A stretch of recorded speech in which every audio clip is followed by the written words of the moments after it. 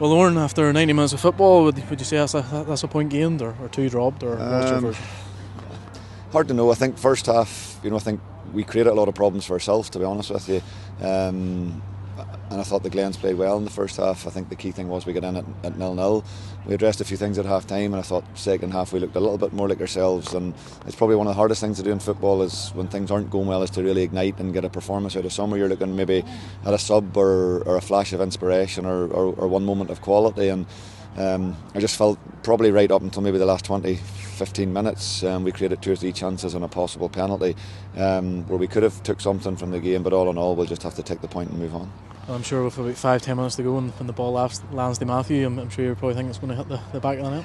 I think we all are, and Matthew probably the same. And he had a chance just before that where they were starting to creak a bit and we were starting to get opportunities. And even Jack O'Mahony, I think Jack's just on the pitch about 15 seconds, lands on the ball. I think he ends up about the 18-yard box, and there's probably argument he should just rifle it and hit it as hard as he can. Finds Matthew, and I think me along with a lot of other people thought, you think it's in, but it's the wrong side of the post.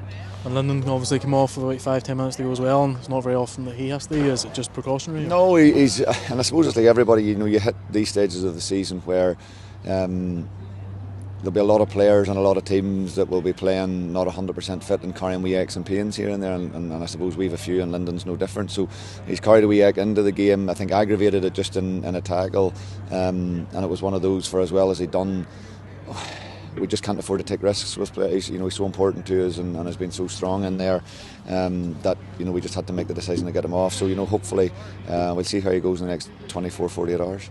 Well, obviously now you're on a quick turnaround for Larne on Friday.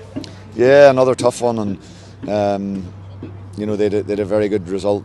Credit where credit's due at Windsor Park last Friday night. It's a tough enough place to go. To go behind there and get your result, is even more impressive. So we know that they'll have a spring in their step. We know that going down there, that it's really important that we go and match that. And tonight we've got to build in a clean sheet. The performance levels weren't probably where we want them to be. We missed Connor probably at stage as well, getting us up the pitch and getting us into that final third as well. So it'll be good to have him back, and fingers crossed we can go there and put in a big performance. And final question for me, you just mentioned him, Connor. I think he won every monthly award going there.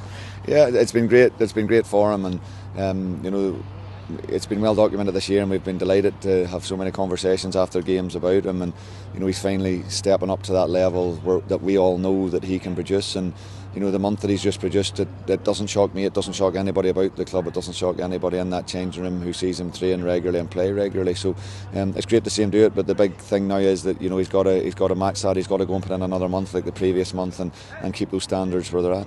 Cheers, Oran. Thank you. Cheers.